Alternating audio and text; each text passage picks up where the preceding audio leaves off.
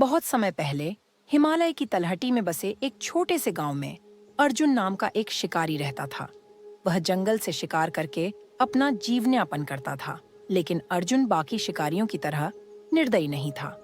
वह केवल उतना ही शिकार करता था जितना उसे जरूरत होती थी और हमेशा जंगल के नियमों का पालन करता था। एक दिन जब वह जंगल में भोजन की तलाश में था, उसने कराहने की आवाज सुनी। वह आवाज किसी जानवर की थी जो बहुत दर्द में था। अर्जुन ने आवाज के पीछे जाकर देखा तो सामने एक विशाल हाथी जमीन पर पड़ा हुआ था।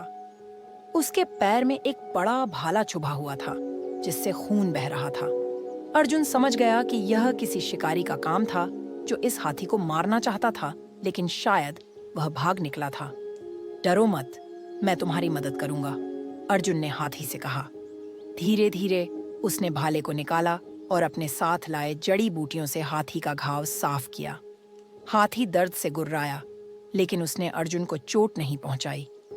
कुछ देर बाद जब हाथी को थोड़ा आराम मिला तो उसने अपनी सूंड से अर्जुन को हल्के से छुआ, जैसे आभार प्रकट कर रहा हो। अर्जुन ने मुस्कुराकर कहा, अब तुम ठीक हो जाओगे मेरे दोस्त। कुछ समय बाद गांव के लोग परेशान होने लगे क्योंकि जंगली जानवर उनके खेतों में आकर फसलें नष्ट कर रहे थे। गांव के मुखिया ने अर्जुन से कहा, हमारे खेत बर्बाद हो रहे हैं। जानवर पहले कभी गांव में नहीं आते थे, लेकिन अब ऐसा क्यों हो रहा है? अर्जुन ने सोचा और जवाब दिया, जरूर जंगल में कुछ गलत हो रहा है, मुझे जाकर देखना होगा। अर्जुन जंगल पहुंचा तो उसे वहां बर्बादी का मंजर दिखा। शिकारी जंगल में घुस चुके थे और वे बेतहाशा जानवरों का शिकार कर रहे थे। बड़े बड़े पेड़ काटे जा रहे थे जिससे जानवरों का बसेरा उजड़ रहा था। वह जल्दी से गांव लौटकर मुखिया को सारी बात बताने लगा।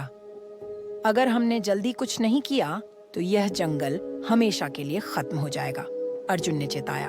अर्जुन अकेले इन शिकारियों से नहीं लड़ सकता था, लेकिन तभी जंगल से एक गूंजती हुई गर्जना सुनाई दी। वह वही हाथी था जिसे अर्जुन ने बचाया था, और इस बार वह अकेला नहीं था। उसके साथ अन्य हाथी, बाघ, भालू और कई जंगली जानवर थे। यह देखकर अर्जुन को आश्चर्य हुआ।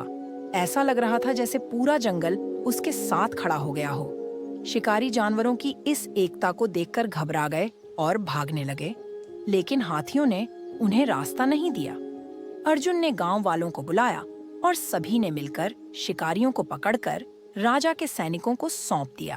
अब गांव वालों को समझ आ गया था कि अगर वे जंगल की रक्षा करेंगे तो जंगल भी उनकी रक्षा करेगा।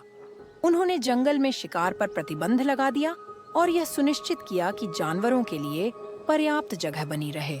अर्जुन और हाथी की दोस्ती गांव में एक मिसाल बन गई। समय के साथ जंगल फिर से हरा भरा हो गया और जानवरों ने गांव में आना बंद कर दिया। कुछ सालों बाद जब अर्जुन बूढ़ा हो गया तो वह एक दिन जंगल में बैठा हुआ सोच रहा था कि उसका जीवन कितना अद्भुत रहा। तभी उसने कुछ हलचल सुनी। वह वही हाथी था। वह अर्जुन के पास आया और अपनी सूंड से उसे हल्के से छुआ, जैसे उसे धन्यवाद कह रहा हो। अर्जुन की आंखों में आंसू आ गए। उसने महसूस किया कि जब मनुष्य और जानवर एक दूसरे का सम्मान करते हैं तो सच्ची मित्रता और शांति स्थापित होती है। ऐसी ही रोचक कहानी देखने के लिए हमारे 3D कार्टून चैनल को सब्सक्राइब जरूर करें। धन्यवाद।